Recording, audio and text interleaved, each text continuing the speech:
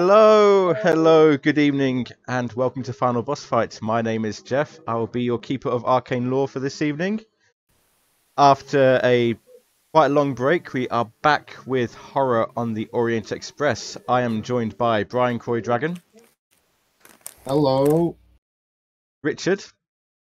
Hello. Robin. Hello. Sarah. Hello, Sarah. I did say hi. Sorry, I'm here. And Steam 2. Hello. You can call me Christina. You don't have to call me. I remember that. Yeah, I did go through asking other people what they wanted to be called for another campaign. So thank you very much. Thank you very much, Christy. Yeah, you can call me by I don't mind by my name or by Chew. Yeah. I like to err on the side of caution because I know some people can be a bit iffy about that in other things as well. So I like to err on the side of caution. But thank you very much. Thank you very much. So Sarah, I believe you've got the recap for what happened last time. Glad someone does, because I'm struggling to remember. I mean, it was literally last year. Yeah. And I sat and rewatched it to make good notes and everything. So, after boarding the Orient Express in Paris, we had dinner and drinks with a prominent opera singer, Catherine Cavallero. We get invited to a performance in Rome, and then we all go to bed and fall asleep. However, instead of just having a normal night's sleep, we travel to a town, Ulfa, in the Dreamlands, where no man can kill a cat. The town is filled with cats, and we find we have tickets to the Dreamland Express. We can board from any bed to travel, from sleep in any bed, to travel between several cities. If we decide to discard our fears, we can travel through the Gulf of Nodens. We go on board the train, which is not actually, in fact, a train. It is several tentacled animals that kind of look a bit like an elephant or an octopus, each with a pavilion on top and linked by bridges. Some of the tentacles, there's some mini tentacles, are multi-purpose and they make stairs, board luggage onto the train. We are welcomed aboard by Henri, the train steward, who is the same Henri that was involved in our previous adventure in, I think, the Victorian era. I think I've got that right. Yep. He advises how the dreams and the Dreamlands works. We may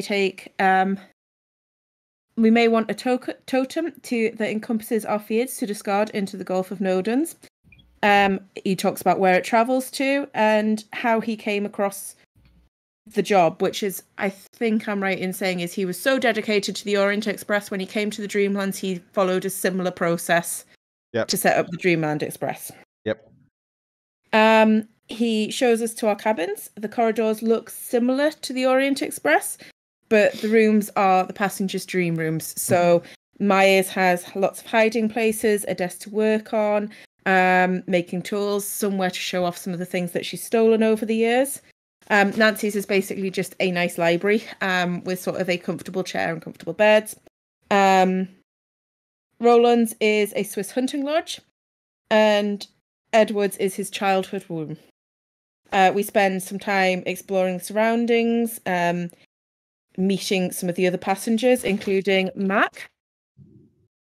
And we then have a sumptuous dinner, in the sumptuous dining room with meals tailored to the diner's individual tastes. Oh,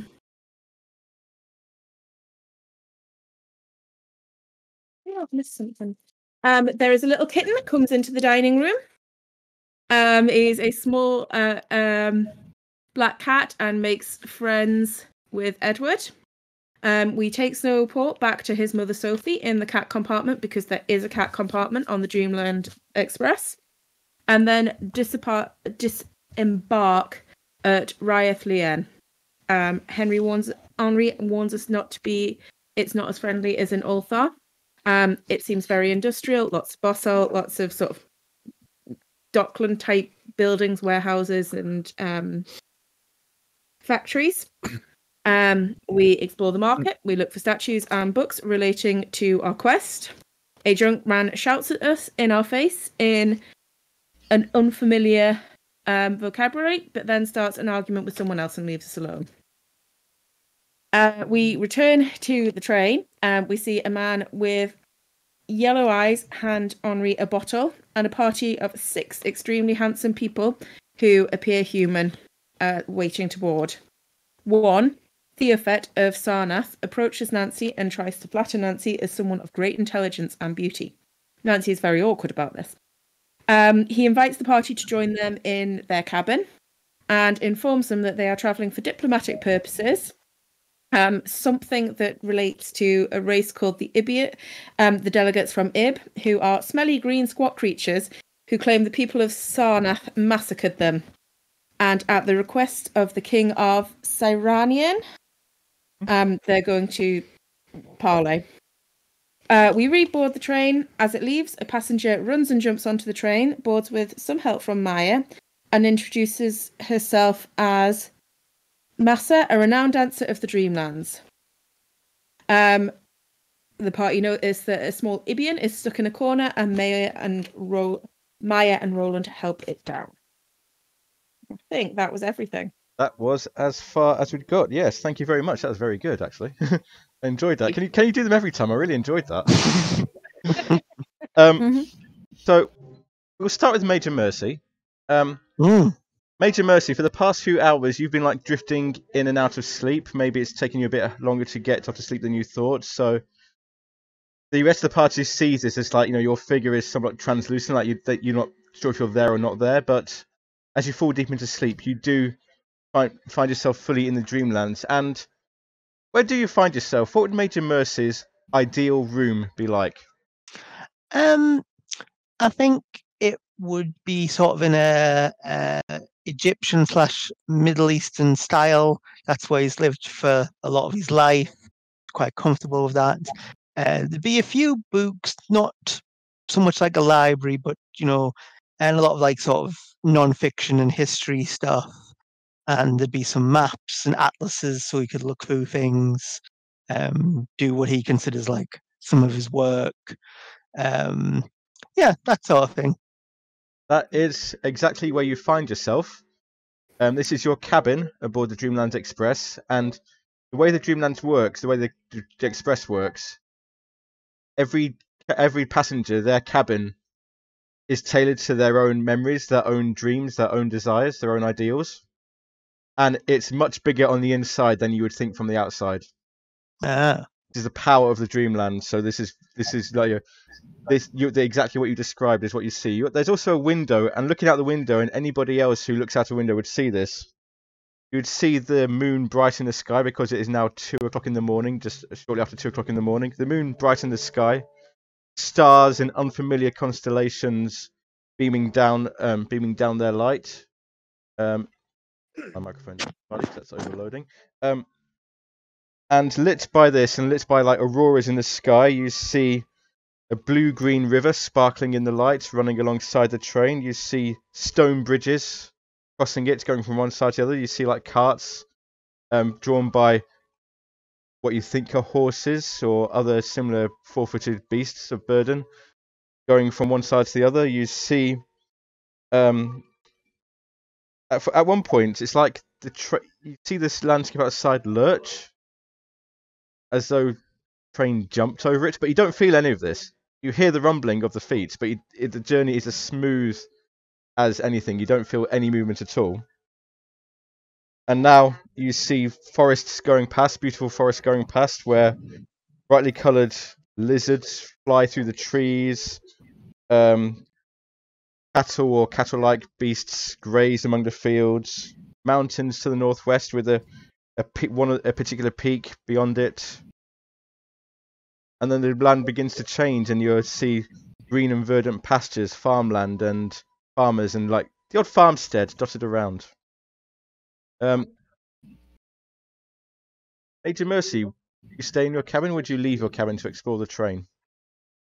I think I'd leave to explore the train and find my companions. Let's move to the map, actually. So, this is the map of the train. These compartments, this is just like a rough sketch of the compartments of the carriages. There are as many carriages, as few carriages as you wish. To get from one carriage to another takes as long as you wish. So, if you want to take a long time to get to, say, the banquet hall. You can pass through many carriages. If you wanted to take a short time, it would be the next carriage. It's one of those things where your mind kind of dictates what happens. Major Mercy. Sorry. I was just going to say a short time. I'm very Yeah. Well, very efficient. as you leave your cabin, Major Mercy, your eye is caught by movement in the corner. You see what looks like a young man with blonde hair. His back is to you. He's wearing like a silk sleeveless tunic. Not really a cut you've seen before. Maybe it puts you in mind of pictures you've seen of Egyptians, but not really. And you see he's like reaching up into one of the corners, pushing something into a corner. He looks around at you because he hears your door go, and he goes, "Ah, well met, well met. Please, allow me to finish." And he finishes pushing something up into the corner of the ceiling, and having done that, he steps back, looks at his handiwork, and he turns to you. "Ah, yes. Well met, my friend. Well met. I don't believe I've had the pleasure. My name is Amor of Sarnath. Whom do I have the honour of addressing?" I am Major Sebastian Mercy of His Majesty's British Army. And I've just arrived on this strange train, a strange vehicle. May I ask what were you pushing up there? Oh, a fine name, a noble name, Major Mercy. Yes, it is very noble. A warrior, I see from your bearing. Nothing much. I suppose we would call it vermin control. Forgive me if I do not extend to you the hand of friendship. These creatures do leave a disagreeable residue. Do you look into the corner? I'll look. What you see is a green mass in the corner, slimy, sticky. But as you look at it, you can make out it has 2 arms, 2 legs, and a head. And the effect is something like a frog or a lizard. It doesn't make any noise. It just like looks out at you. And as you stand there looking at it, this smell assaults your senses. I'm going to have to start by asking you for a Constitution roll. Well, that doesn't seem very sporting, but Constitution. You feel sick. This thing like assaults your senses, and you feel like you're going to throw up. Oh dear. How does this? And sorry, carry on. I was just saying, I'm sure I'll have a handkerchief and I will sort of take it out and sort of press it to my face. Yes. Yeah. How does this make you feel? Seeing this creature and this smell. An unpleasant creature, which I have no evidence of it being intelligent or anything other than, a pest. And it's a terribly unpleasant creature, I'll say to Amor. In that case, can you make me a sanity roll, please? And you see this creature, and this creature is not nothing you've seen before, but the revulsion you feel, that's I think that's cause for a sanity roll, please. Yeah, I like it even less now. You're fine, no sanity loss for that. But you do feel like. Sorry, carry on. Yes, it is a rather vile creature, isn't it? Sad to say there are more of them on board. There are about half a dozen of them on board. I mean, could you throw it from the vehicle? Sadly, no. This magnificent creature, anything that is thrown from it, person or luggage, is caught by the tentacles and returned back in through a window. Ah, right. So this is the best place to put it. Yes. Mr. Major Mercy, I like you. You have an eye for that which is beautiful and an eye for that which is vile. I'd like to invite you to join us in our cabin at your leisure. Oh, there are 6 of us, me and my companions. You'll be very welcome there. And what would this invitation entail? Merely visiting, merely enjoying each other's company. You can tell us of this His Majesty's His Majesty's government of which you serve.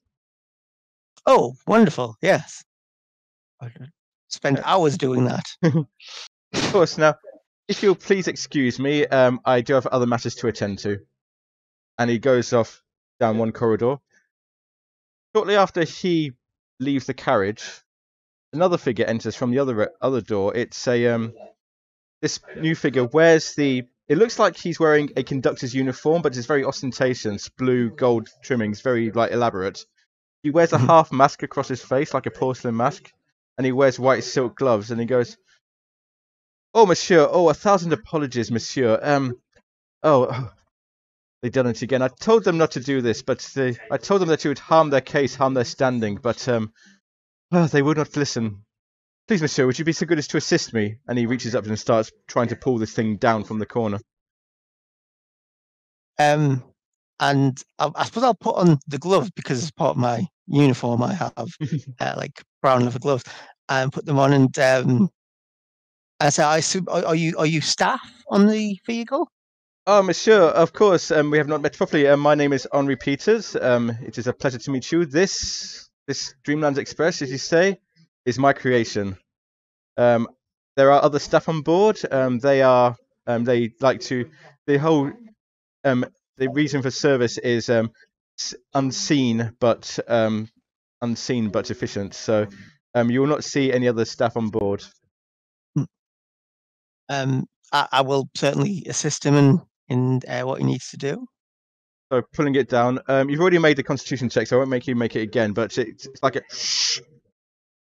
like sucking down as you pull it down, and once you put it down, it manages to right itself. And Henri says, "Please excuse me, monsieur. I must take this poor creature back to his cabin with his companions. Please feel free to explore the rest of the train as you wish." I'm actually going to stop Henri and say, "I'm sorry. That this creature is a passenger." Ah, oui, monsieur. He is part of a delegation from the land of Ib. They have agreed. You met their opposite numbers, one of the Sarnathians. There is so this is an intelligent creature like you or I. And the creature, the Ibian, just like looks up at you. It doesn't speak, but he looks up at you and just like nods and indicates that he knows, he understands what you're saying. Oh, my apologies. I was informed by the other gentleman that you were some manner of pest.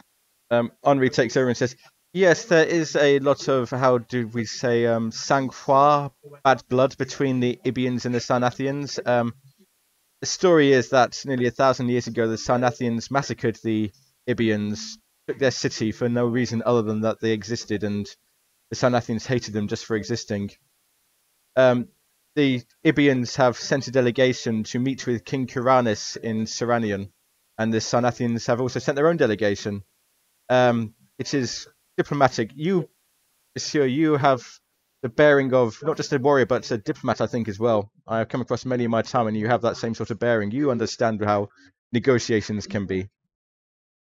Yes, of course. I mean, none of the negotiations I've taken part in have involved pushing someone into corners of vehicles. Ah, monsieur, the Dreamlands are a very strange place. You get used to it in time. Sure.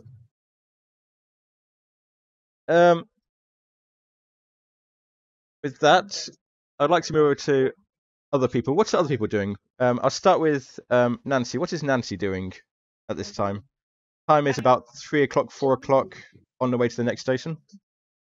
So Nancy has gone to her room to freshen up, and she's gonna have a look in her library. And I don't think this is gonna come to anything, but she's going to have a look to see if there's anything about the Ibians and the can't say it. The Sarnathians. Words I can't say. Sarnathians. To see if there's anything about their conflict or about them as races generally. Okay. I'll tell you what. Make me a power roll. It's slightly different because in the Dreamlands. Make me a power roll.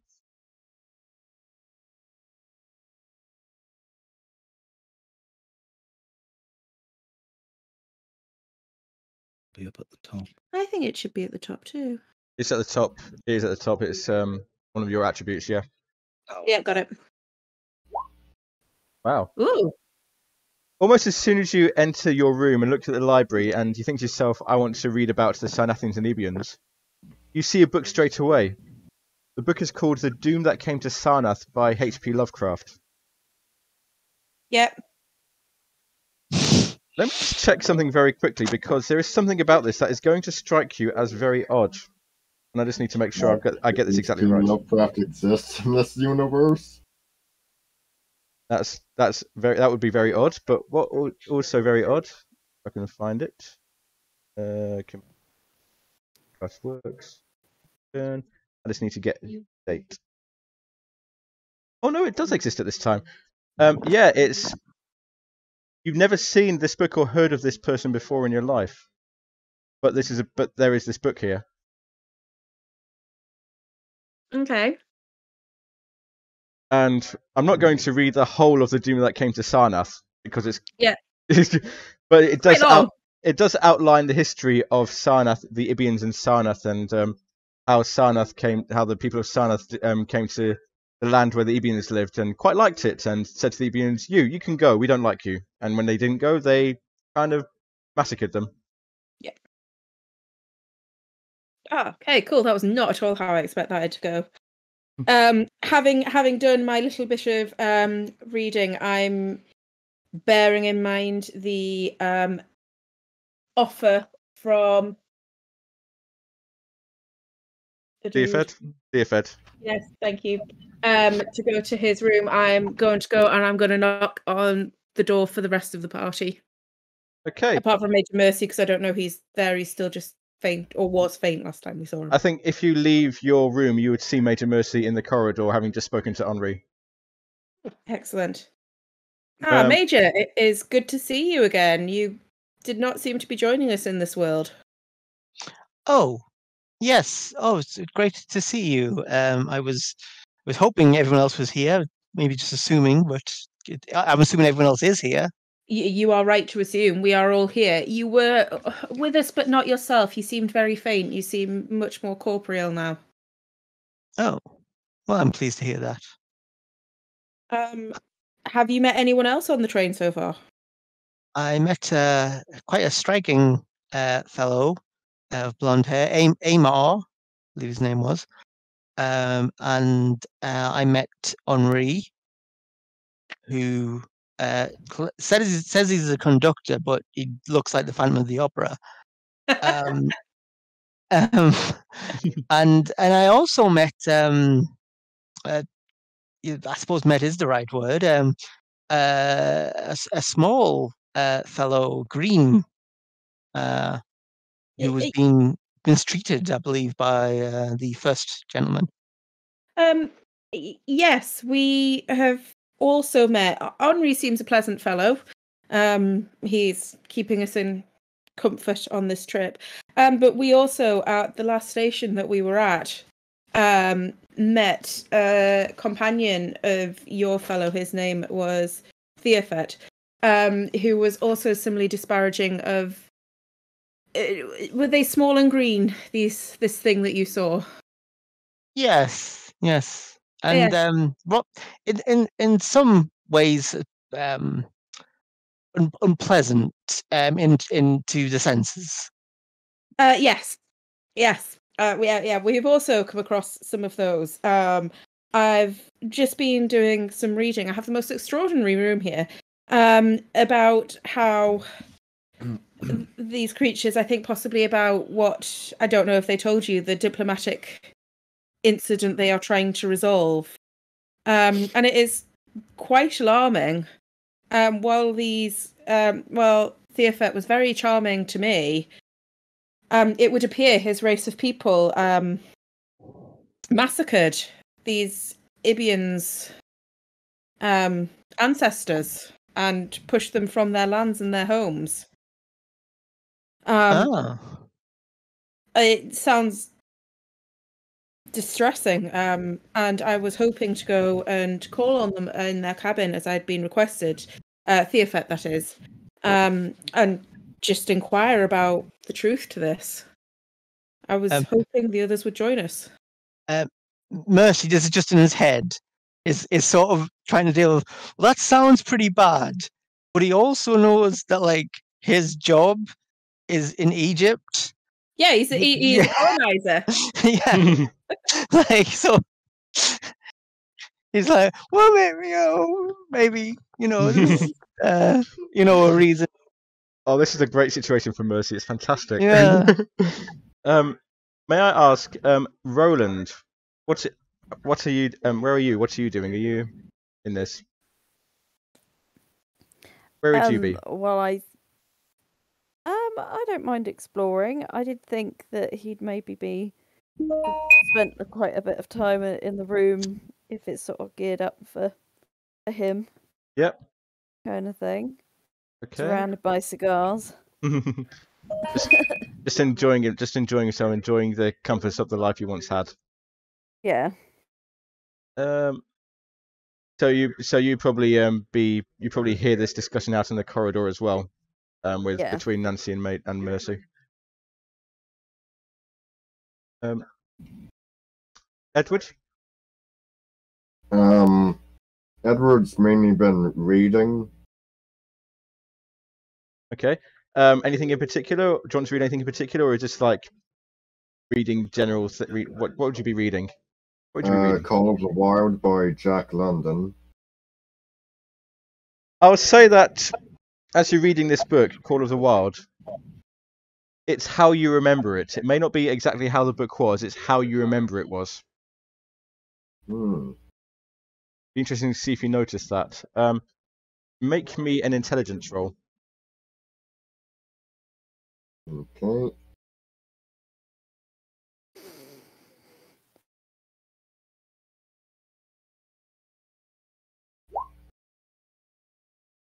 You don't really notice. You seem to remember that this book is a lot more engrossing than what it used to be. But that's probably because this is how you remember it. You probably remember it better than what it actually is. Mm-hmm. But it's still good. It's still the book that you remember because you remember reading it. But it's still like thrilling and engrossing. Maya.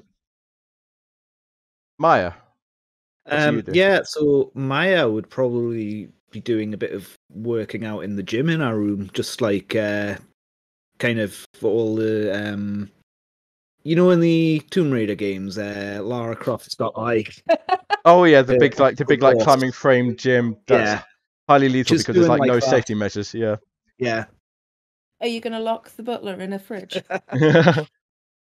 Maya's not rich enough to have a butler. Oh no, it's all like the secret things to find her pistols. Aye. So yes, that's what Maya's doing.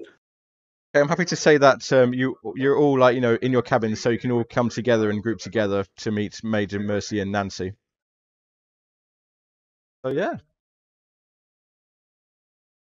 as you group together, where do you wish to go? What do you wish to do?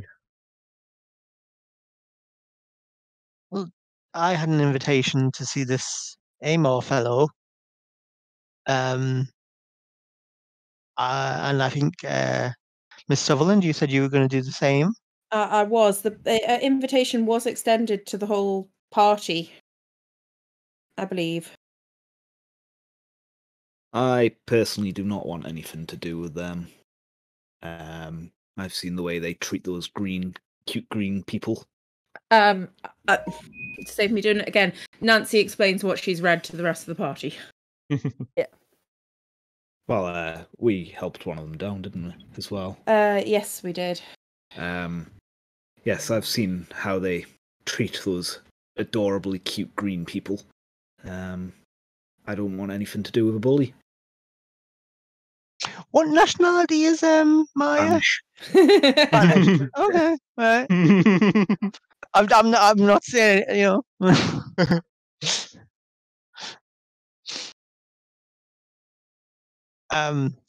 Well, I mean, we are strangers in a strange land. This is not our place. We do not know how things work here. Mm. I'm was certainly. Oops, sorry. No. As just I'm. They inquired about Great Britain and His Majesty, so I would be happy informing them of the information about the British Empire.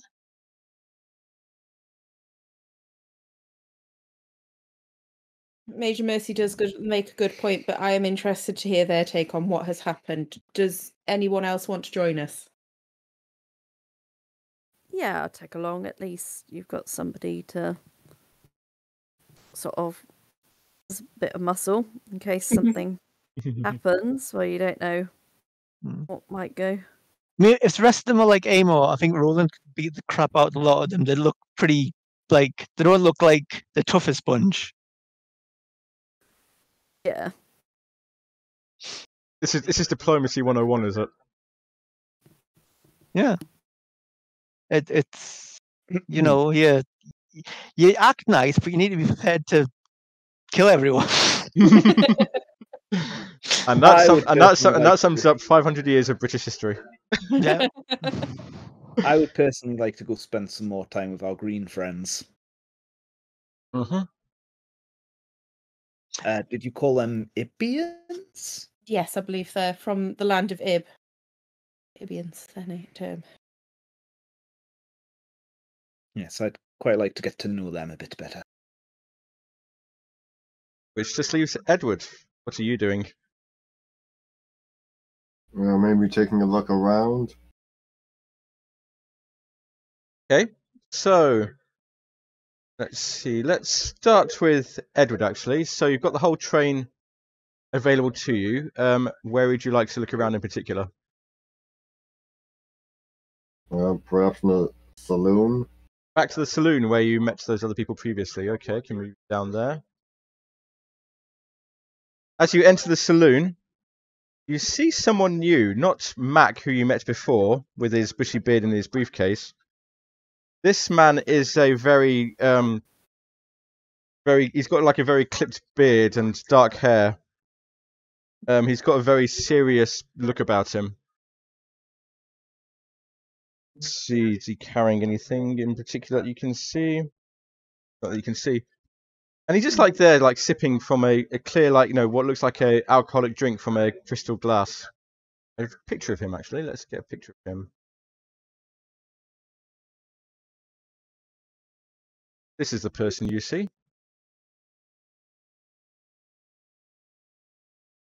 And he looks up as you come in, and he like returns to his, like, you know, staring out the window, watching the landscape go past.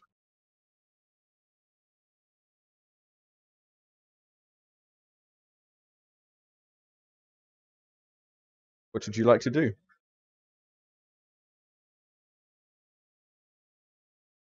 Maybe take a seat at a different window. Okay, just watching the world go past. Mm-hmm. So you both sit in silence for a good 20 minutes or so, just like watching the world go past, and suddenly he starts. What? Did you hear that? Talking to you. Did you hear that? I think so. You didn't hear it. You didn't hear anything. You didn't hear anything. It sounded like a cannon, but it can't be a cannon. No, I didn't hear a cannon then. Oh. He leans back and sips his drink a bit more, looking a bit perturbed.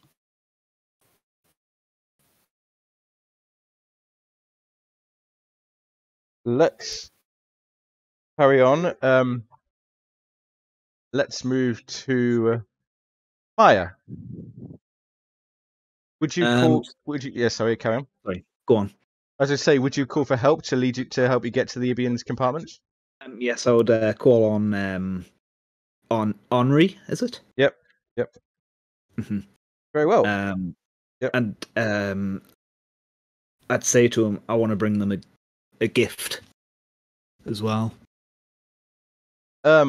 Henri appears almost out of nowhere. Henri is here, mademoiselle. How may I help you? Yes. I would quite like to visit our Ibian friends. Get to know them a little bit. They intrigue me. I think they're quite cute. That is certainly an interesting opinion, mademoiselle. Not many would share that opinion. Really? There are those, not just on board this train, but those in the Dreamland as a whole who pretty mildly do not like the Ibians. They do not do much to make friends. They do not make friends of other peoples. But those who do like them, certainly sympathise with them. Certainly empathise with them. I'm sure they'll be glad to count you among that number. A gift, you say? Yes. A gift. Something I think they would like. It is difficult to say. Sorry. I do not know their tastes. That's the problem. Perhaps if you first get to know them, maybe the gift of your friendship will be sufficient. Please come this way. And he leads you through the bathhouse.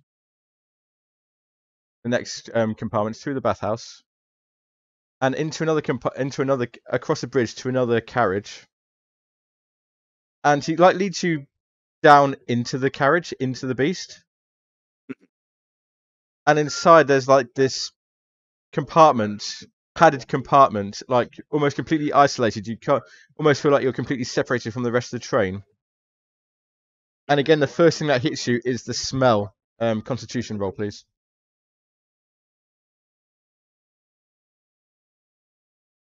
That's been Constitution. You have absolutely no problem with it. You've smelt it before. You've got no problem with it. And Henri looks at you, somewhat impressed that you don't give any like sort of reaction to the smell. But he stops in front of a particular door. Again, it's like a padded door. He knocks on it politely, stands back.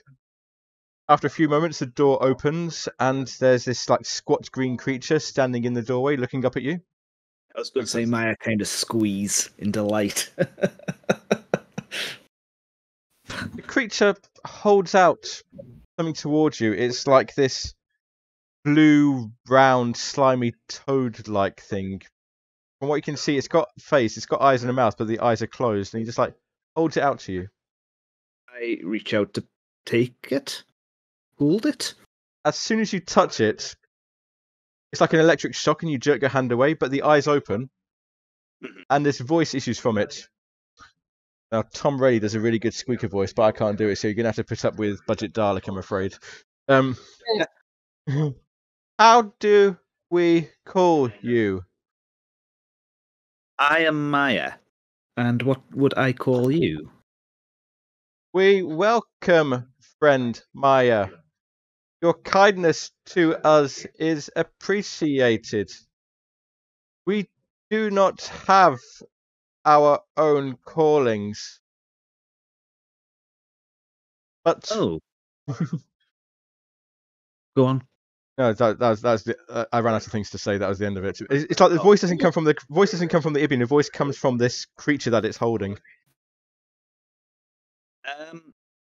In that case, I will give you a name, if that is okay with you. That is okay. I am going to call you Bob. Bob. What mean, Bob? And then I kind of gesture to myself, Maya, me, you, Bob. Bob. We are Bob. Yes. May I come in and join you? Friend Maya is welcome. And he stands back from the doorway and allows you access. I walk in. It's completely different to every other compartment you've seen and every other carriage you've seen, where your compartment was like, filled with all the things you like, bed, trunk, workstation, everything you like, Jim. This is Just more like an empty room. Almost like a cell.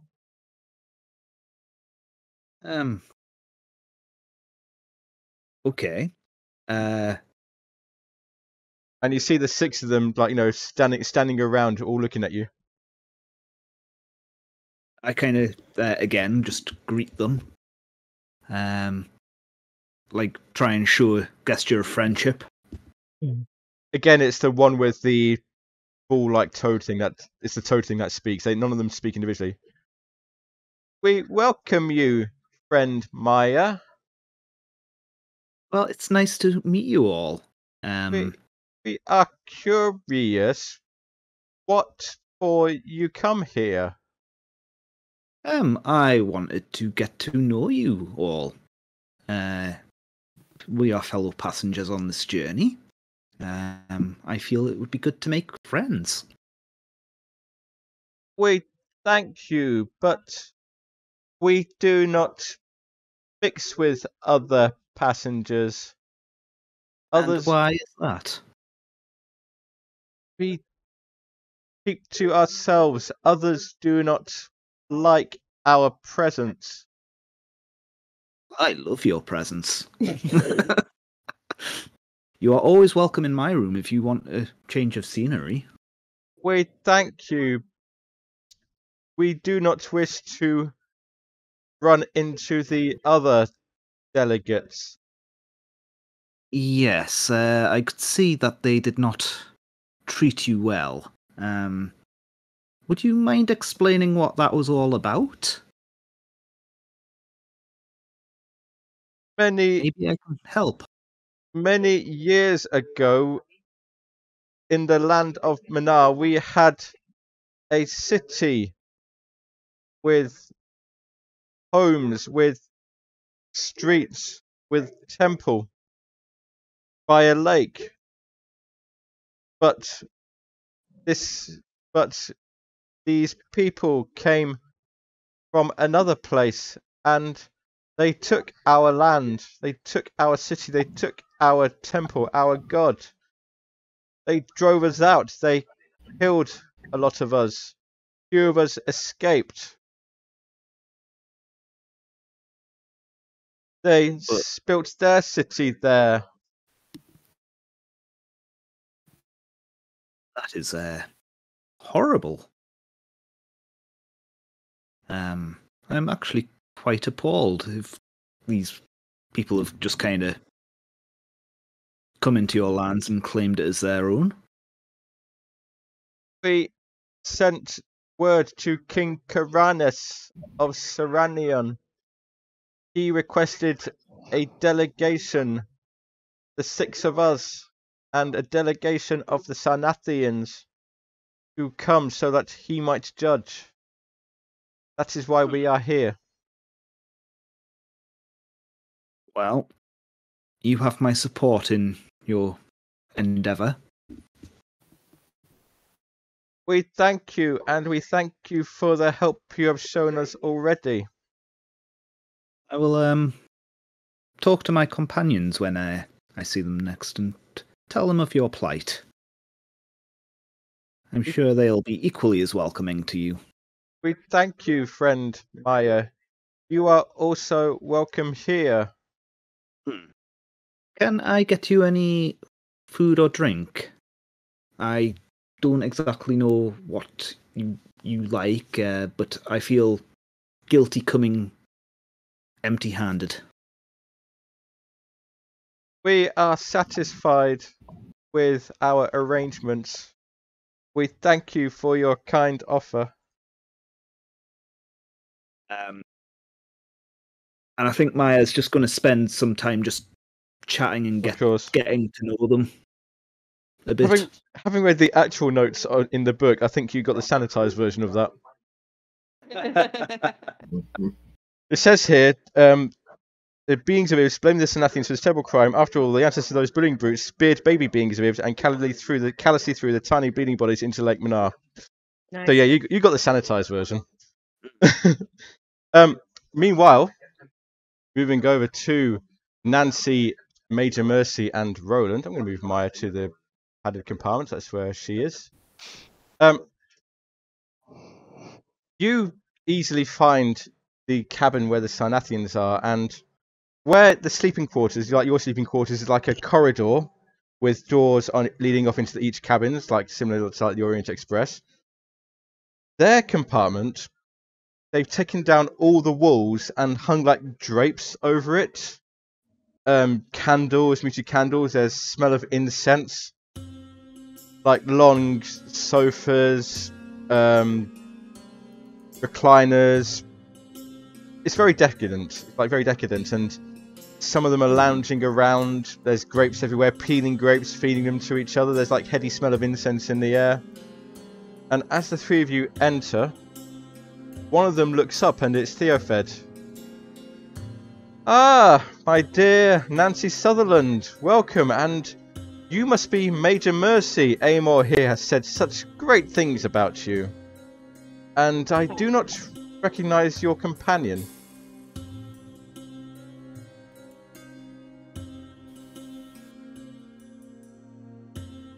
Please, what is your name, sir? Me? Yes, you, sir. Oh, I'm Roland.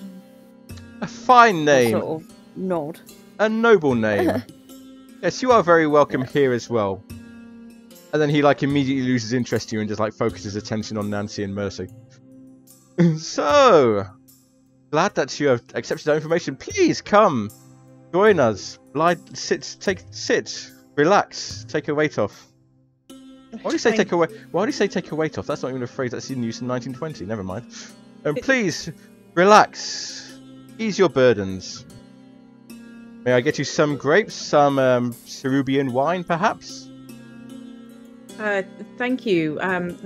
This is a quite beautiful setup. I've never seen anything like it before.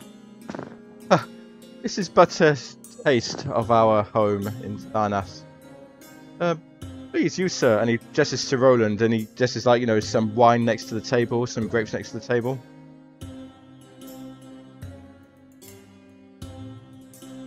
Yeah, I'll have some wine as long as it's not going to kill me. One of the ladies, Sarnathians, he comes up and this one here, pick one at random. He comes up and she like laughs and just like pours out some wine to you and offers it to you. You like some grapes as well to go with that? Yeah, the finest grapes from our home in Sarnath. Sure. I would think that Roland would be sticking to stuff that actually looks like as normal as possible.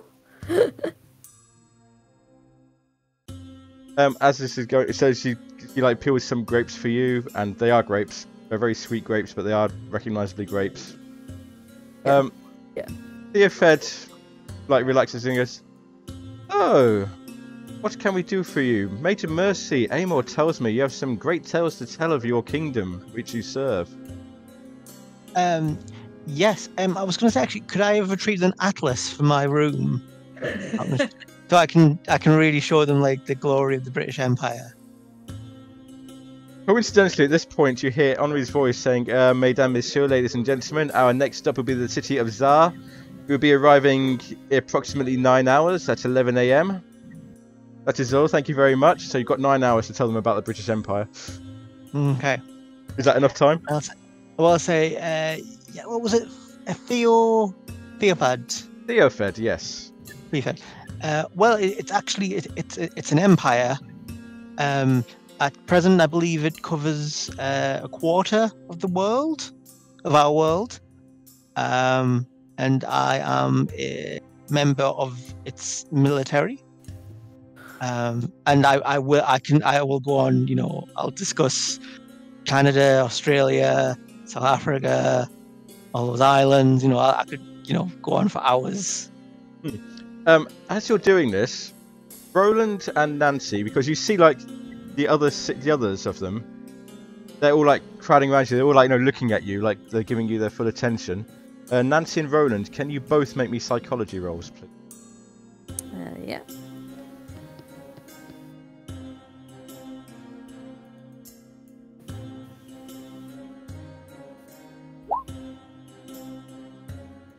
Don't forget to tick them off if you make them. Oh, what about that? My thingy will load.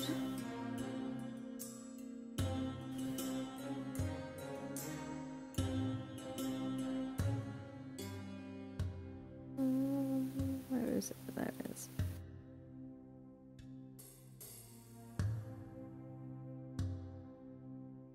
Is it loads? Psychology. There we go. Okay, so yeah, you don't quite see it, but Nancy, you see that even though they're all looking at Major Mercy, they're all paying attention to Major Mercy, they're not interested in what he's saying at all. Or They do don't I have care any what idea? So yeah, I was going to say, do I have any idea what they're interested in? going by what you've heard so far, themselves mainly, to sum it up. Nice. I'll let Major Mercy keep talking. I mean, he's used to Someone else people stops being him. bored about this stuff. That's not gonna stop him. No, I know it's not going to stop him, but let's not forget, Nancy is slightly in awe of Major Mercy, so she's not going to stop him or ask any of the stuff she wants to do until someone asks her or changes something. But she has made a note of this. Yeah. After a while, as you're probably getting into some other bits, Amos says, "Oh, this is all highly interesting, Major, but I'm sure that's not the only reason you've come to see us, is it?" Well, I mean, you invited me, and I'm a soldier and a diplomat, and I'm used to meeting people from different cultures, and there's usually things to be learned and gained from conversation. Interesting outlook, Major Mercy. We too are diplomats, and we believe that the strong have the right to survive, and the weak are there to be moved out of the way if the strong require it. It's not a very Christian attitude. I do not know this word. Is this is that some sort of insult from where you are from? No, no. It is a religion. It is the majority religion of the country I'm from, and in that religion, people are advocated to care and support the weak. That is a very quaint attitude. What about you, Roland? What do you believe? I must admit, I was not listening. He'd be more interested in the That's absolutely fine. grapes. That's absolutely fine. And you, Miss Sutherland, do you subscribe to this view as well?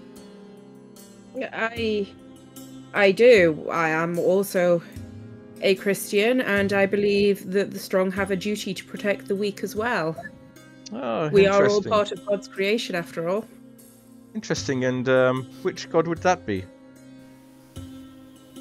The one and only true God. I believe you are not familiar with this by the sound of it. I'm sure I would be able to find you some of the teachings of it. You speak as though there is more than one God. Oh my dear, every land has their own god.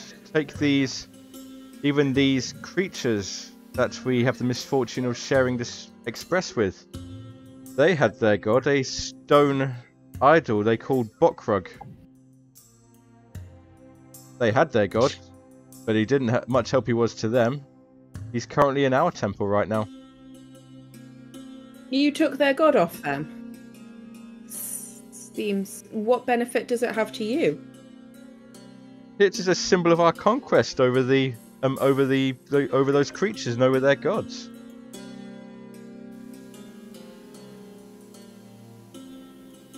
Why did you decide that you needed to conquer their lands? were you displaced from your own lands, perhaps? Oh, we were our history. We started as wandering tribes, wandering through the land, and we came to this land of Manar with this lake, and we found this city with these creatures, and we saw that the land was good, and so we decided to build our own land on it. But in order to do so, we had to remove those who were already there, and they made it easy for us because you've seen them. They are vile things. They're not the sort of beings that should walk on the earth. These negotiations, this diplomatic meeting you're going to have, sounds like you're getting off on the wrong foot. Yes, it is tiresome. They accuse us of, what do they call it? Genocide.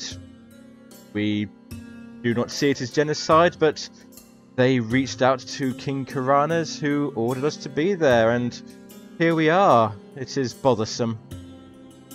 So, if you believe you are strong and just in your conquering of their land, who is this King Karathan? Why do you submit to him? King Karanas is recognised by all the lands as the just ruler. He was actually from, I believe, he may have even come from your world originally. But he is very well thought of in the Dreamlands, and any disputes go to him for judgment. So is he stronger than you? He is a recognised authority of these lands. I see. And he has requested us to send a delegation, and one does not. It is good. How do I say this? It is good manners to come when the king calls you. And once we have been there, the matter will not take very long at all, and we can see some new sights, new beauties that we have not seen before. And do you intend to abide by his ruling? We shall see what the ruling is. We have no doubt that he will find in favour of us, of course, once he sees these creatures.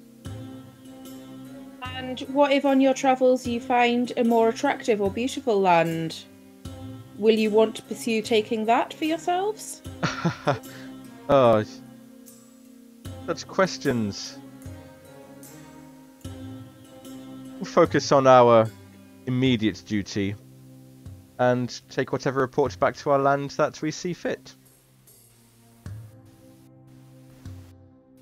But again, if this king who you respect enough to travel to, if he declares that you should give the land back to these creatures from Ib, will you do so? As I say, we shall take the matter back to our rulers, and they shall decide. Sorry. No, you go. I was going to say, where we're from, typically, our character, I know this is not always true, especially in the 1920s. It's Major Mercy's rose-tinted ideal version of the world. Yeah, diplomacy requires sort of mutual respect. And, you know, it sounds like you would rather these creatures didn't even exist. It seemed hard to negotiate or come to some sort of agreement if that is your starting position. I see that our time has come to an end. Thank you very much for visiting. I do so look forward to hearing about this god of yours. And it's like the tone has changed now, because you're not the people he thought you were, so his tone has now completely changed towards you. Nancy stands up with as much dignity as she can possibly manage, having been sat on the floor, sort of dusts herself off and says, "Thank you for your hospitality. It has been most informative." Always a pleasure. She's noticed the change, but also is trying to be as disdainful as she can. Oh, I love this. This is great. Very well. And with that, you are ushered out. Nancy wants to go back to her room on the way to wherever we're going and get a copy of the Bible, which presumably will be a copy as she remembers it. Of course, yep. And send a note saying to Theothed, and what was the other one called? Amor. Theothed, Amor, and companions. You may find this interesting reading. And send it along with Henri. Brilliant. I love it. And so, as you return to your cabins, actually, a door down from, sorry, are Maya and Edward still where they were? Yeah, Maya's kind of like trying to add a little bit of decoration to the evening. But, add a bit of colour. Try and make it a bit more homey. Love it. Edward? Yeah, Edward is down in the saloon observing if there's any more cannon fire. You don't hear any cannon fire. You don't see anything outside that looks anything. If you were to hazard a guess, you don't see anything that looks like it was made past the 1700s outside. But while you sat there, once or twice, your companion, he introduced himself as Karakov.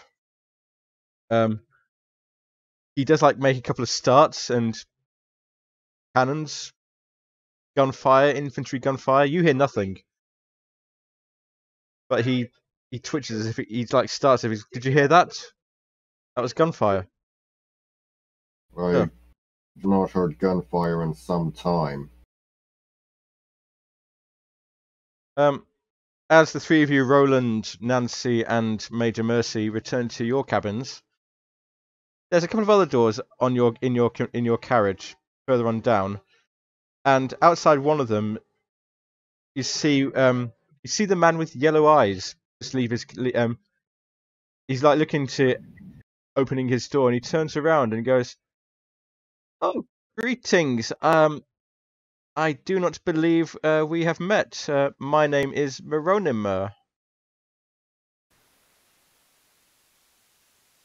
Oh, Major Sebastian Mercy. The man Moronimer. He's dressed almost. If you didn't know better, you'd say he was dressed like very Victorian, cravat, but it's just his eyes glow like gold eyes. Ah, Major Mercy, and nice to meet you and your companions as well. Miss Sutherland, and she sort of stops to puts out her hand to shake. He looks at it, not quite sure what to do. Sorry. No, put the hand back down by her side. Yep, and of course, and Roland. Ah, I'll sort of nod my very head nice. sort of down. Very nice to meet you. Very nice to meet you all. Are you familiar with the wines of Sarub? It's not somewhere I have come across before. Ah, so I am a wine merchant from Sarub. Henri and I have an arrangement where I give him the wine. Perhaps you've seen the wine in the banquets, and he gives me free passage on this express.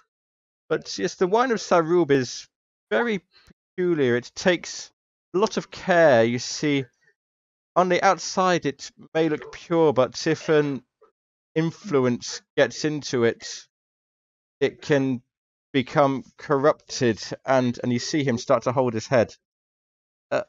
It can become corrupted, and excuse me, I must rest. Please forgive me. And he opens his door and enters into his cabin.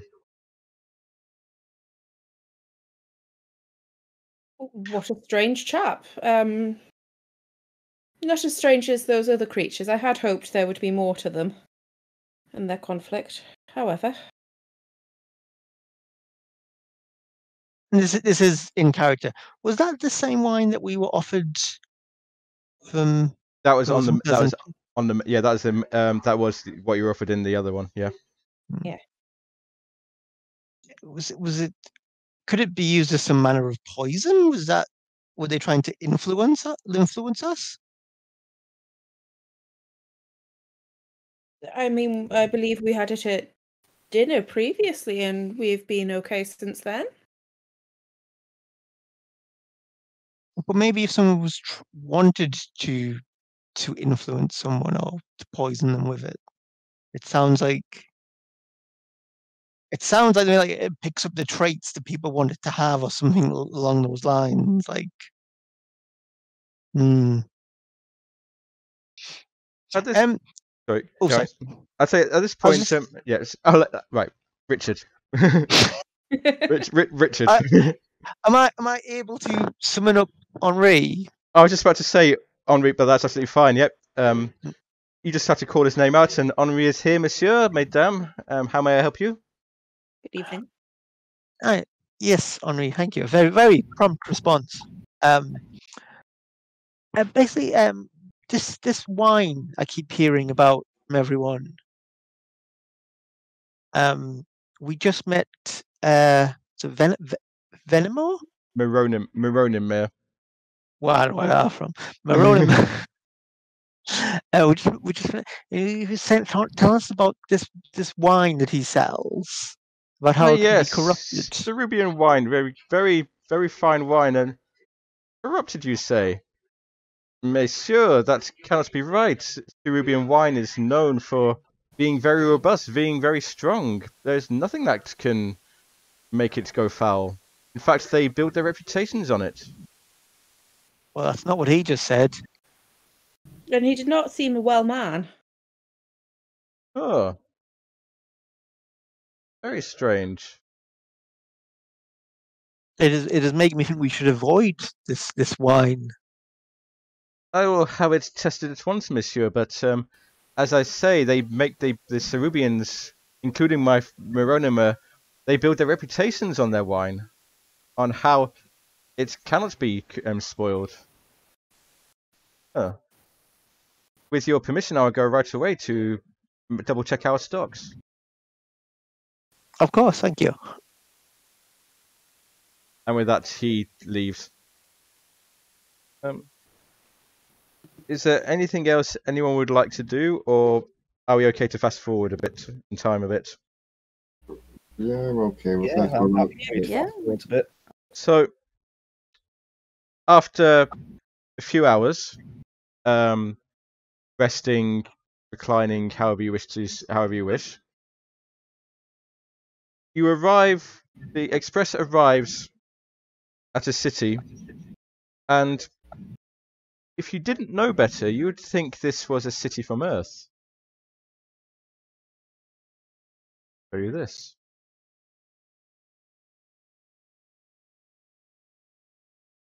Oh, cool.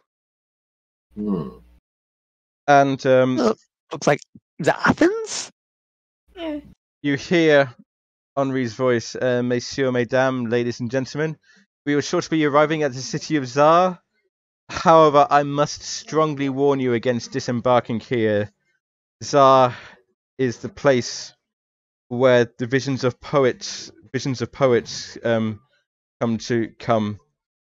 Bazaar is a place where thoughts of beauty, all the dreams of beauty, are forgotten. Those who set foot on these sloping meadows, it is said that they may never more return to their native shore. I strongly recommend against disembarking at this city. We are here to trade and to pick up stray dreamers, and then we'll be moving on. We'll be here for a few hours. We'll be leaving at 1 o'clock. Please, during this time, please go continue your days, but please, I strongly advise against disembarking at this station. That's going to put Nancy off disembarking. She's staying on the train. Yes, very much so for Mercy as well. Maya would probably be bringing treats for the Ibians. I'd like it. Like nice wines and food and stuff. Definitely trying to ingratiate herself with them. There's still some parts of the train I don't think you've been to yet. No, Nancy would like to go to the ladies' parlour at some point. That is absolutely fine. Where's the train details? There we are. Very much about it. Very much about it. It is. I'll move you to the ladies' parlour. I'll move everybody else. For now, I'll move everybody else back in. Nancy to the ladies' parlour. Anybody else going with Nancy to? Well, Maya, you're the only other lady here. Oh, you're with the Ibians, aren't you? Again, you're hugging Ibians. You're hugging Ibians. You're never leaving them ever again, are you? I think they're cute. You can start a whole new adventure. Maya's adventure. I must say, Maya, these are intelligent creatures, not pets. Oh, I know that, but I still can think they're cute. So. That's Robin speaking, not Maya. Nancy, you head to the ladies' parlour, and you open the door, and the first thing that hits you is this amazing perfume. And you look, and it's like a garden in here. A fanciful garden of sweet flowers. There are beautiful vases, filigreed vases lining the walls. There are fountains in the mid. There are fountains dotted around like water. There are bottles, tastefully put, like bottles of perfume, bottles of various liquors. There are cakes and other sweet treats dotted around, and sitting on a bench in the centre of this, it's essentially a park. You see two people, two ladies. You see the older lady, severe lady, wearing Elizabethan dress. I'll show you the picture of this. And she is talking to the young lady who Maya helped board the train. I go and approach them, and for not knowing what else to do, curtsy, I suppose. Good afternoon, ladies. As you approach, you hear the tail end of a conversation where the older lady says to the younger lady, "My dear, you cannot let men dictate your life. You cannot live your lives according to the whims of those who would use you." "Oh, I see we have company. May I ask your name?" I'm Miss Nancy Sutherland. It's a pleasure to make your acquaintance. Nancy Sutherland. My name is Madame Brusha. I suppose it is a pleasure to make your acquaintance as well. This little flower here is named Zusa. She is the finest dancer in the whole of the Dreamlands. And Zusa kind of blushes a bit at this and hides away at this. Tell me, Miss. Sorry. I was going to say it's lovely to meet someone of your talent, Miss Zusa. She blushes even more. And Madame Brusha gestures you to sit, please, sit, my child, sit. You may be able to assist us in our discussion. Zusa here believes that she is not as talented as we believe her to be. What gives you cause to believe this, Miss Zusa? She's very shy, but she says, in the waking world, I don't have the same beauty or grace that you see here. My agent has booked me for a Constantinople nightclub, and it doesn't seem right. Once I leave the street, don't know how it is, but I've decided that after this appearance, I'll not. It will be my last dance. I will not dance anymore. And you look down at her, and she's holding like a statue of a beautiful dancer. Make me a spot hidden roll.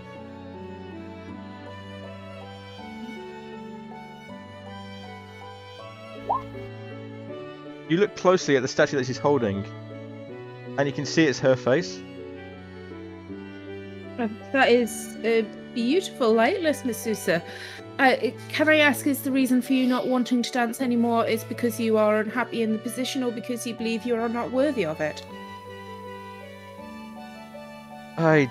My dream was to be a dancer, a world famous dancer, but it has not come to pass. This, and she holds up and she looks down at the statue. This is my totem. This represents my dream, and when we reach the Gulf of Nodens, I will cast it into the Gulf and be free of it forever.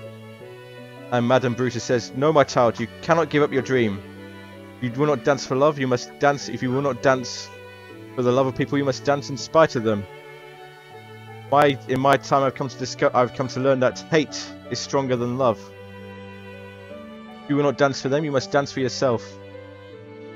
There is wisdom in what Madame Brutus says. If you truly love dancing, then you should not be willing to give it away so freely. He looks a bit unsure of that, but carry on. Is there another way that you could dance? If not in this nightclub, could you teach, for example? I do not know anything other than dancing. I will dance here in the dream worlds tomorrow night, but then that will be my last one. Teaching, I do not know if I have the talent for it. I look forward to seeing you dance tomorrow evening, but there is certainly call for dance teachers in England, where I am from. Could you not use that as a method of expressing your dance? Make me a persuade roll.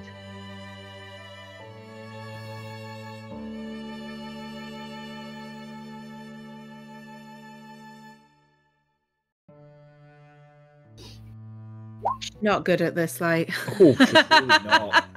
Oh no. Oh, I really want you to pass that.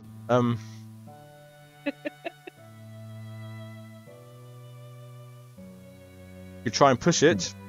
She looks a bit unsure. You could try and push it. What's your fast talk like? Actually, what's your charm like as well? Let's be generous, because I kind of want you to pass this one. So what's your other social skills like? Not brilliant, because she's not the most. My fast talk is even worse. That's a 5. Charm is 15. I mean, if you push it and it goes badly, you're gonna really ruin this woman's life. Yeah, right. No pressure. Can I try and push it and start sort of telling her a story about a friend I was at school with who uses some of her time as a dance instructor and how it has changed her life? Yes. Give me your highest one. Give me a fast talk. Give me your highest one. So do it against your fast talk. Fast talk's low. Fast talk's a 5. Oh, sorry. Your charm. Your fast talk. Charm. Where is my charm? I can't even find it. Oh, I've got it. 15. Oh my god! I've destroyed this girl. Oh boy, did kind of want you to pass that one. Okay. I mean, Jeff, you're the keeper. It's up to you what happens. I know, right? You have the power. You get to decide how much woman's life's been ruined. Whether she leaves crying immediately. She doesn't leave crying immediately. She looks a bit unsure. She looks a bit unsure, really. I'll say that she's like, she doesn't seem fully convinced. But what you've said, yeah, she just doesn't seem fully convinced by what you've said.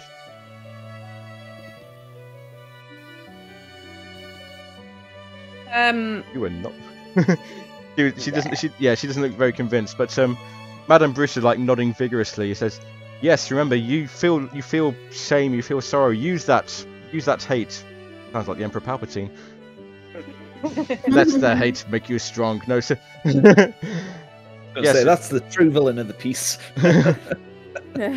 Remember, hate is stronger. At the end of all things, hate is stronger than love. Remember that.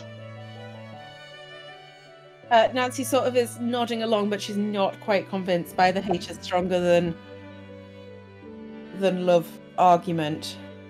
Of course. in trying to sort of change the subject, she asks, Madame Bruges, where are you from? I'm from this page in the book, which I shall get to in a moment. I am from the place you call England. How interesting. Sorry, I believe the year was 1653.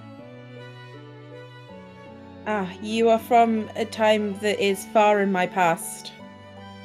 Yes, your mode of dress does look somewhat different to what I'm used to. Yes, I believe that would be correct. It is what I would expect from you. Sorry, I'm just trying to find out what happened in 1653.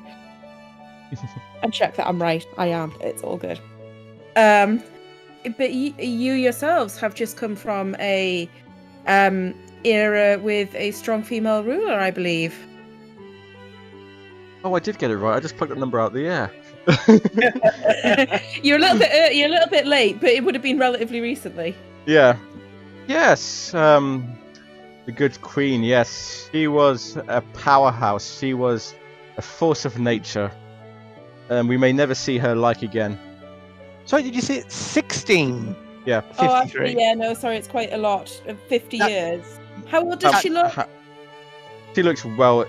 She looks very old. She's not young. She's not as young as Zeus. She's probably, if you had to guess, you'd probably think 80s, 90s.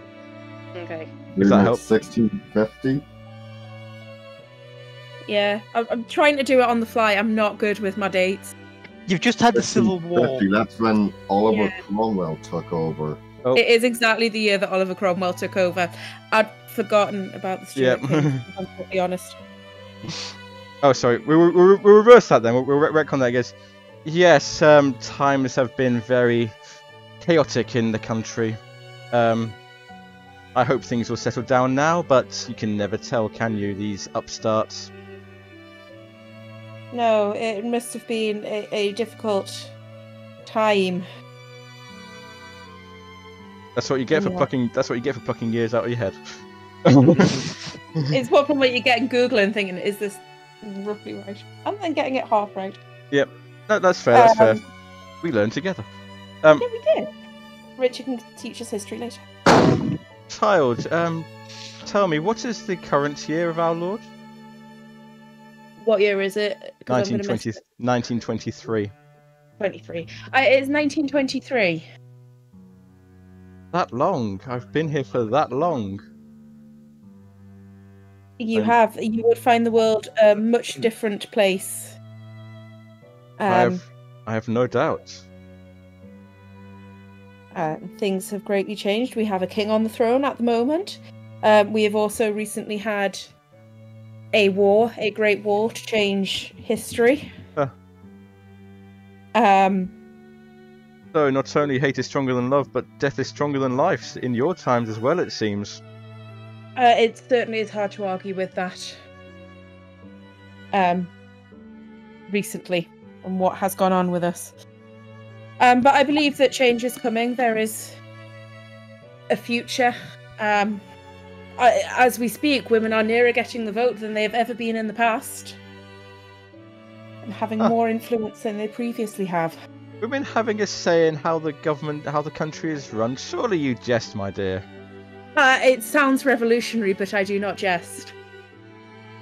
Well, I suppose I must be grateful that men will not get their way forever.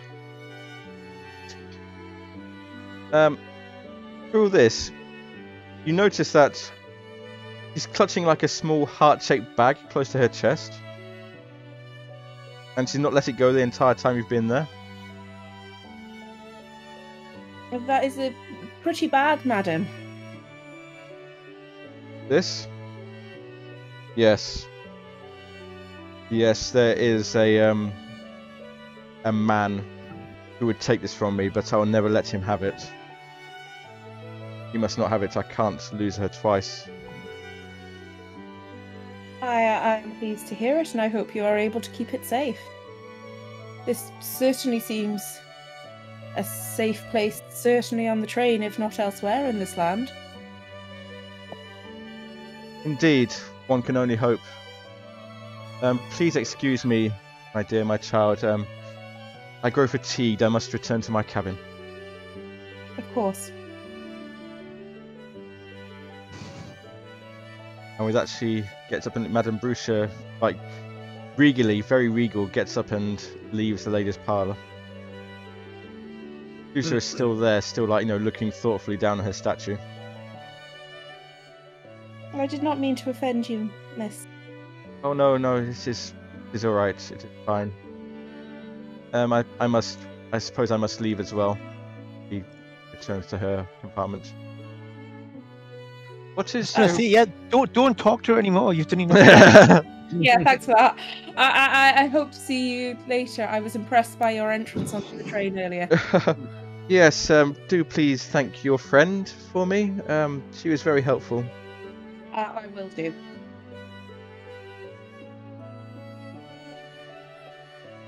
It is now... Sorry. I was going to say, I think Nancy will spend some time in the garden, sort of wandering around, looking around, looking at the flowers, different things to what she's seen before. I just knocked my iPad. I wasn't trying to do anything. Trying to psychoanalyze the flowers. Yeah, it was me. I'm psychoanalyzing the flowers, what the stamens look like. Okay. So, it's probably getting to about shortly before 1 o'clock, before the train is due to leave.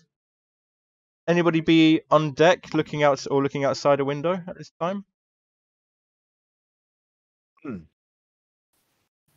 Yeah, why not? Sure. Cool. You see Henri, he's trading crates of wool, ivory, getting like flowers, bulbs in return for the next stop. But you see a bit of a commotion as somebody, wild hair, dressed in rags, tries to board the train. And you hear him screaming up, "The things I have seen! Dreams unthought and unborn! I tore my own eyes out, yet I can still see!" And he's just like this mad person, like tearing at his clothes, but Henri is trying to speak to him, but he's not listening to him. He's just like thrashing around.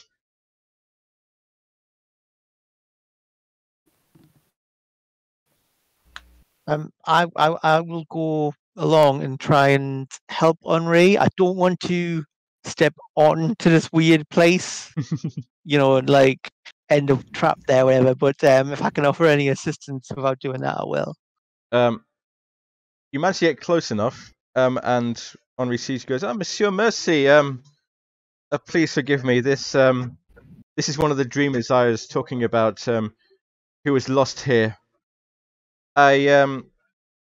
I should save him. I should invite him on board. He has a ticket," and you look, and he's holding like a tattered ticket, a very tattered ticket. "But I don't know if it's wise to let one such as this aboard. What do you say, Monsieur Major?" Am I able to speak to this person directly? You can certainly try. Yeah, is he just going to be gibberish? But I'll say, "Excuse me, sir. We would like to accommodate you on board, but your behaviour is a little concerning." He's not taking any notice. He's still just like screaming and thrashing about. And by this time, you see Henri nod, and a tentacle comes out from the train and tries to restrain him.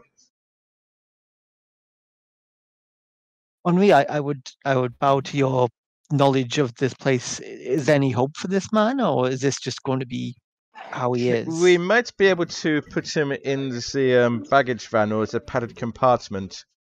Keep him safe and out of the way. Other than that, I'm afraid it is only time will tell if he will recover.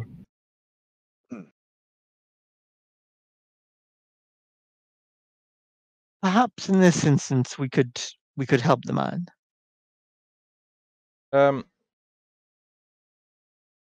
Make me a persuade roll. Not really necessary, but it's like to get rolling dice. Hmm.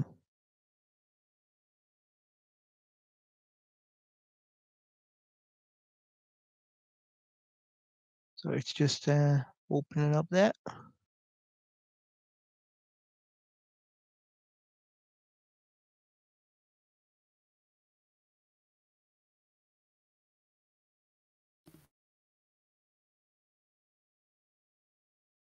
Sweet.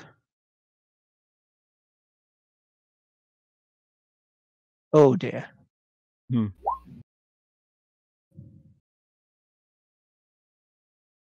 He looks. Richard ruined someone's life too. Wow, everybody. The dice are not kind tonight. Henri looks a bit doubtful, but I suppose if we put him in the padded compartment, he will be safe there. I would not let him mix with the other passengers, certainly.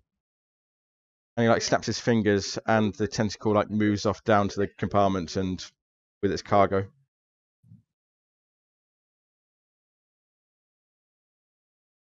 And so, does this happen often, Henri? It does happen occasionally, monsieur. It is sad for them. My heart goes out to them, but there's not much I can do. No.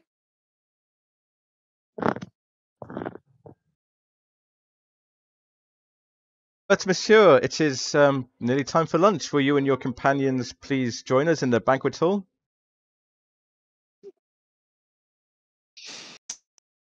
Of course, yes, that sounds wonderful. So you will gather. Does everybody gather? Maya, are you coming out for food? Maya's going to try and convince the Ibians to join her. You will need a hard persuade roll for that if you want to try and as you're talking to them. Well, give it a go. Ah, Afraid not. Afraid not. They again. They thank you for the offer, but yeah, surely for the best, because that's not going to end well for them, is it? Maya says she'll bring some food along for them later. and they some drinks. They nod and thank you for that. Lunch passes. It's like a very light lunch. It's like seafood, fish. I would say Maya has not washed since spending time with them either. Mm-hmm. You can make of that what you wish. Maya walks through the door and everybody suddenly goes, whoop, whoop, whoop. So yeah, lunch passes very sedately. Again, it's like, any like food you want appears on the table in front of you. Those of you who may be playing in the next campaign with me later on, I recently learned of a dish called ceviche, which is like a marinated seafood dish. Wait, is that the one I'm in, or? Yes. Yes, it is. But lunch passes very pleasantly, and you all return to your cabins. Were those awful people there? No, they had lunch they had food in their own cabin, in their own compartment. But Edward, as you return to your cabin, you do see Monsieur Karakov, your silent companion from the men's saloon, making his way down the corridor quite hastily. And you look at his hand, and he's got a bandage wrapped around his hand, and his like blood-stained bandage. Hmm.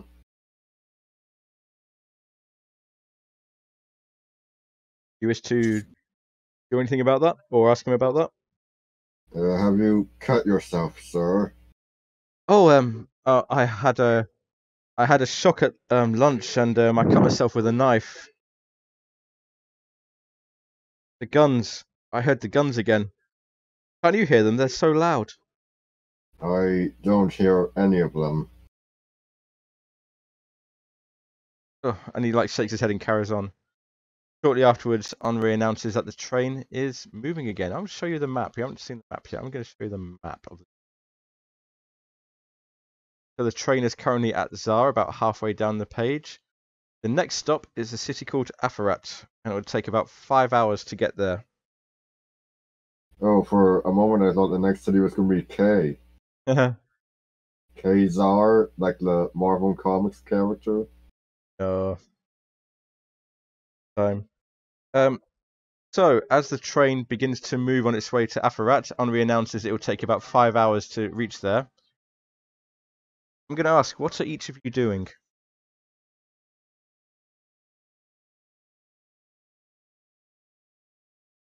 I don't know what else much is there to do. I'd certainly pop along to the saloon. Was it saloon? Yeah, there's a saloon there. Yep. Also, what's the tender? It's like Yeah, can we actually go and see the tender? I assumed it was just there. You can go and see the tender. You can go and see the tender. It's kind of like somewhere where they keep the thing that fuels it or something, isn't it? It's where they keep the fuel for the train. Yes, you can go and see the tender. Okay, Nancy's not doing that. Nancy, the only thing Nancy hasn't looked at that she'd be interested in is the bathhouse. So she's going to do that. So, Nancy to the bathhouse. Mercy to the saloon. Maya, Roland, and Edward. Where would you be? Maybe in the banquet hall, having a meal. Okay. Maya would probably be taking supplies towards the Ibians, maybe a few books and all that. Very well. And Roland. What? Would Maya like help carrying those books and things? I was going to say. Yeah. Maya will might be interested in doing some research and that. So Maya will happily drag anyone who's willing to go. Yeah. Very well. Let's see. Anything interesting here? Nancy, the bathhouse is a huge, luxurious, Olympic-sized, you would say, bath. You remember the prefect's bathroom from Goblet of Fire? Yeah. Mm-hmm. That sort of thing. That sort of thing, but Olympic-sized. As there's like taps everywhere, various soaps, various shampoos everywhere. It's luxurious.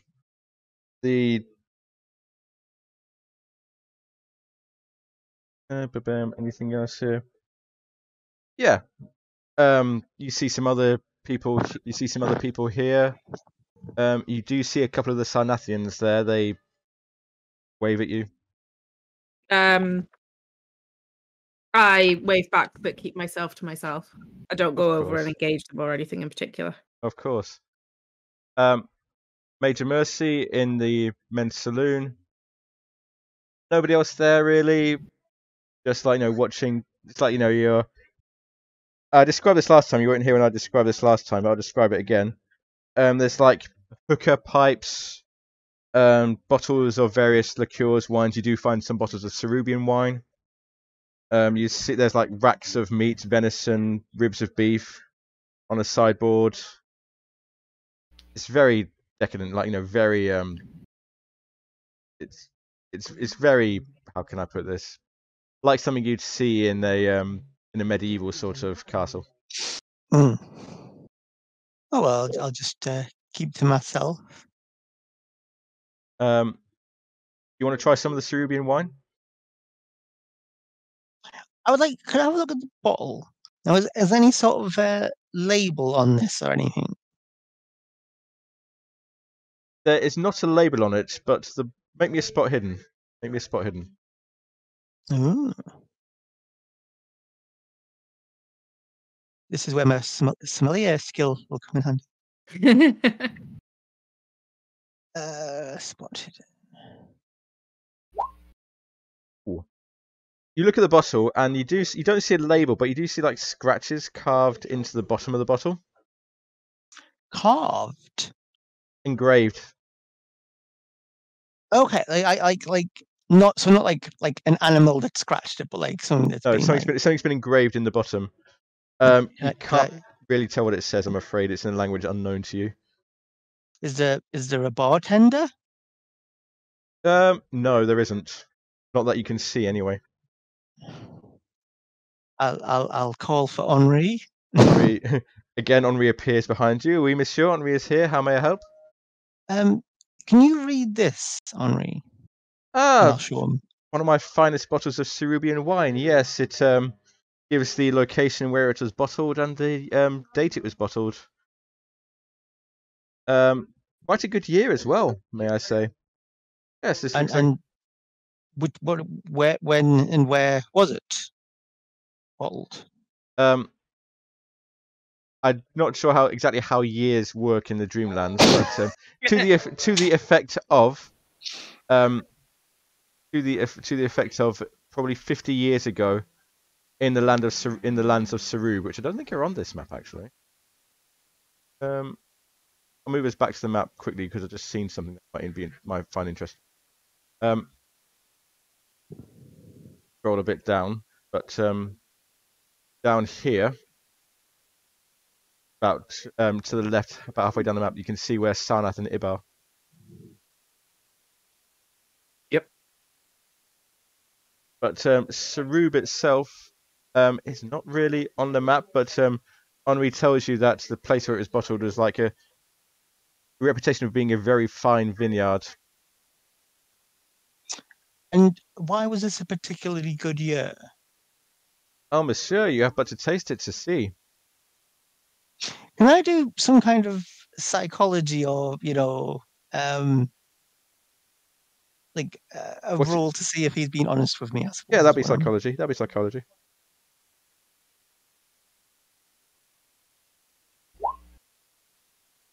I may have to shoot him. Do you want to spend luck on that? Do you want to burn 20 luck on that? Up to you. I do actually. With that, I'm just going to check what I've got in my luck. But I don't like this wine. It's making me. Yeah, I want to spend a stupid amount of luck. No, sorry, I've clicked on the roll of luck. So I'll take that off. So yeah, I'll spend 20 luck to make that. Okay. Yeah, he is perfectly above board, and the bottle itself is untampered with. It looks untampered with. It looks sealed up.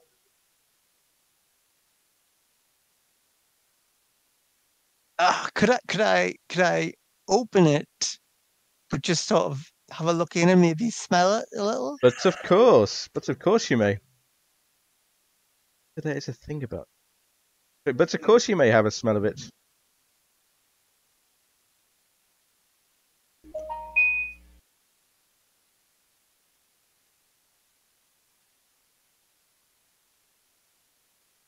You open it, you smell it. It has a bit of a kick to it. It does have a bit of a kick to it. And I'm sure there's some sort of roll involved, but if it's not, if I can't find it, I won't smell force it. of anything? Smells quite fruity, actually. Not entirely like, it's not exactly like any wine you smelled before, but yeah, quite fruity. A bit of a kick. I'm assuming this is some manner of alcohol. Yeah, oui, monsieur. Is it similar to wine, from our world? I would say it is better than the wine from our world. Does that just taste, or is there some other quality that wine in our world wouldn't have?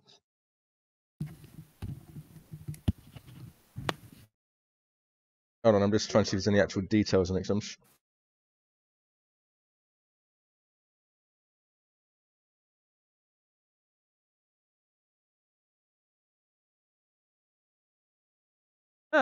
Henri just says, like, it's a very fine wine, monsieur. It is very expensive wine. Kings and princes and queens have been known to pay many riches for a case of it. And you seem very well supplied of it. Yes, my friend Mironim, he's able to provide some. for as part of his trade? Well, my intention, and stop me if this is not something that can happen, is to take the bottle and go to that the cabin of that fellow whose name I can't get right, with the yellow eyes. Yep. And knock on his door. Okay. One moment. That's about time to eat. So, are you doing that now? I'd like to, but by all means, go to someone else if there's someone who's got stuff they want to,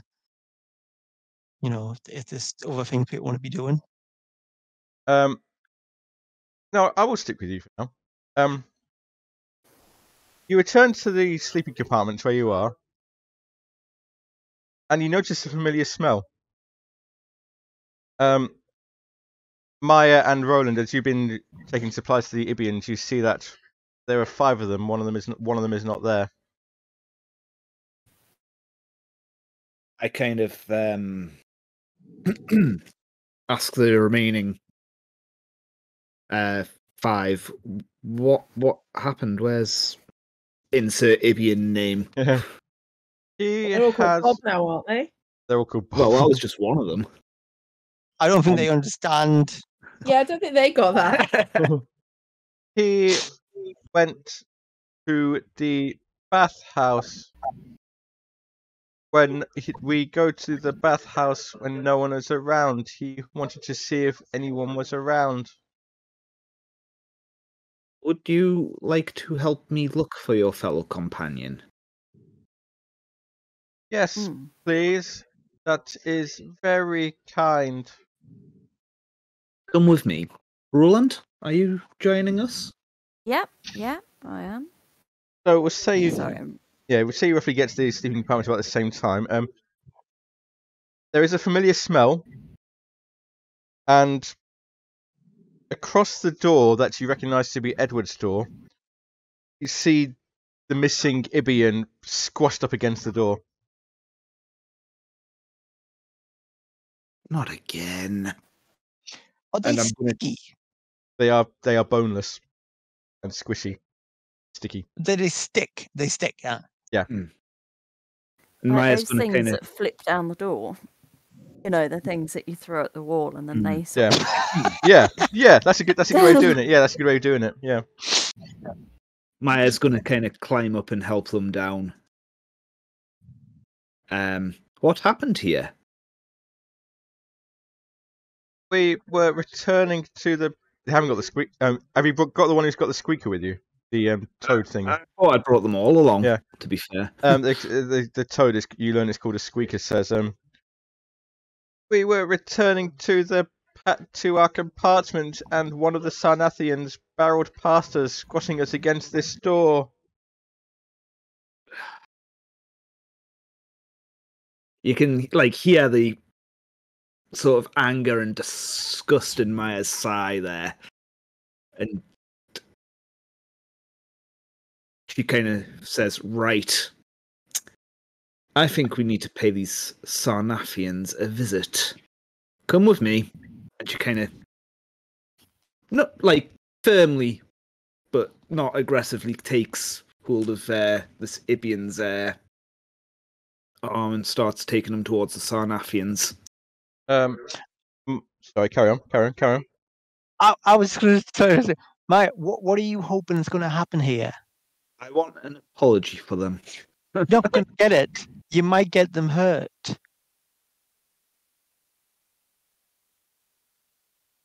They're not going to apologize because they don't think they've done anything to apologize for. And Maya's just fuming. Silently fuming. The best chances to get to think that as king, and detail all of these abuses. Can I just interject? May I assume that everybody else has come back as well? Nancy and Edward have returned as well at this point. Mm-hmm. Yeah, Nancy's had a lovely relaxing bath. And now it's all going to be ruined.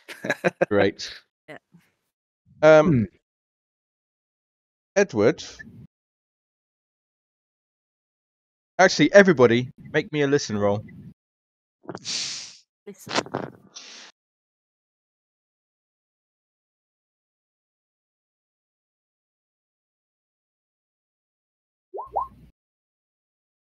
I failed. Nancy is just does not. Yeah, Nancy's floating on a cloud of. Where is the list? Under languages. Oh, there it goes. There it is. Gonna burn 2 points of luck on that. Make that a pass. Sure.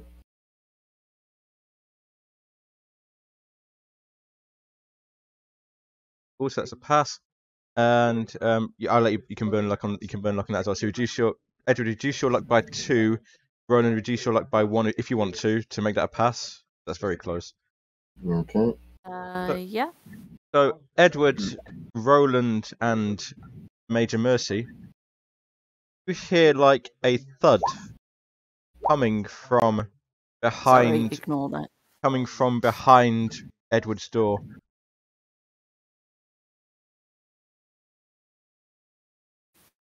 Should we open the door?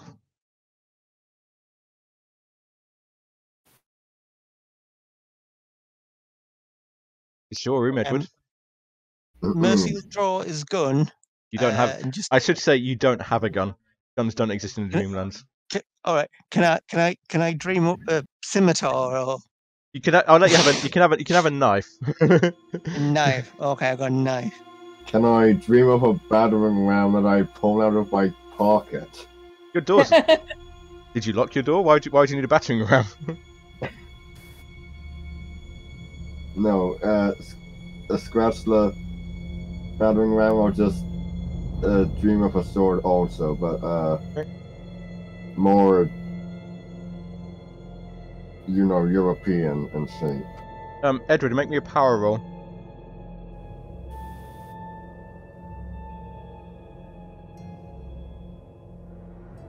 It's not as grand a sword as you like, but it is a blade. It's a bladed weapon. So I take it you're throwing open the door? Mm-hmm. The room is empty. The window is open. And I would like everybody to make me spot hidden rolls, please.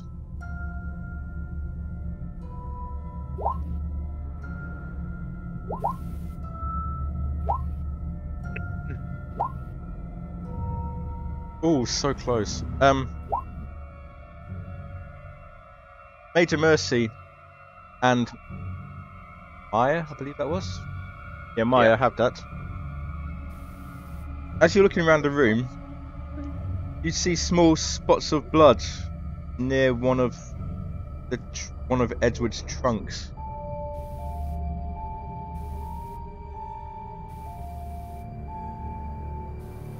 I'll point this out and say, can we open the trunk, Edward? Yes. You open the trunk, and the sight that greets your eyes, there's a little furry ball in there. Oh no. Is it a cat? It is alive. This is a dead body of Snowpaw. I knew it was going to be Snowpaw. Oh. Oh no. And that is where we leave it for tonight. What? No. Who's Snowpaw? The little. I knew you weren't listening. The little kitten.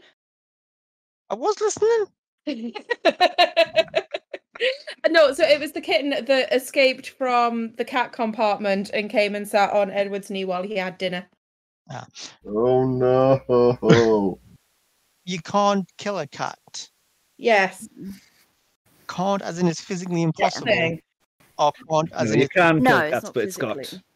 But big repercussions. yeah, I'm not sure if it was just in the city that you can't kill a cat or you shouldn't kill a cat. And we will pick this up next month. Oh boy. Shocking. Yeah. So, let's go around the table.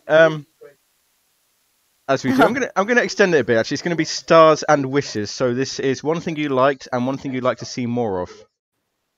So, Robin, you go first. I'm gonna probably say how each of the rooms in the train have their own kind of feel to them. Mm-hmm. I like. Sorry, I'm going on more than one like here, to be honest. That's absolutely fine. Unlikable the Sarnathians are. I feel they're real villains of the piece. And wishes probably more Ibians, more Ibian time. More Ibians. I'm really taken with them. Never. And Sarah? I've enjoyed a lot about that session. I enjoyed the different races that have been on the trains. I've enjoyed talking to the different characters. I've enjoyed there being strong female characters. Always good to have strong female characters and things. Yeah. It's just been a really enjoyable session. I'm quite enjoying the Dreamlands and the weirdness of it. Christy? Yeah, I'm just trying to think what's not been said. You can say again if you wish to. I mean, I must admit, I do like hang out with Libyans. Wish that there were more cats than them. Obviously, now we found a dead cat, then there might be more cats. So there's less cats. And it's like, no. Brian? I liked meeting Karakov and would like to see more of him with that talk of the guns, because with that I actually had to check the notes I made for Edward, and Edward did serve in the Allied intervention of the Russian Civil War. Mm-hmm. Okay. So she'd be sympathetic towards Karakov then? Yeah. Nice. And Richard? I enjoyed this weird train and all the weird stuff. I liked the sort of diplomatic talk Mercy managed to have. What I wish to see is I want to find out that these Ibians are as bad as these other guys. because there's been a very clear, seem like black and white line here of they're pretty bad and they're all right. And I want it to be that they're worse or evil in some other way. Brilliant. Okay then, I really enjoyed this whole session as well. It feels kind of weird getting into characters like the evil characters like the Sarnathians. Some ways I kind of enjoyed it. Not quite sure what that says about me, but yeah. No, but that's like what this stuff is for. It gives like fantasy and role play and writing things. It's like you get to voice these things, and it's just like not unreal space. I did enjoy how you approached it as well, because trying to say various things going on to religion with the Sarnathians. I thought that was quite interesting actually. Well, yeah. I said that because being in the British Army at this time, they wouldn't have expressed that idea. I think of the strong just beat the crap out of the weak. But it's often sort of what we're doing. So I thought what would his objections, what would be able to come down and be like, oh, it's not very Christian to explicitly say the weak are terrible and deserve what they get. Yeah.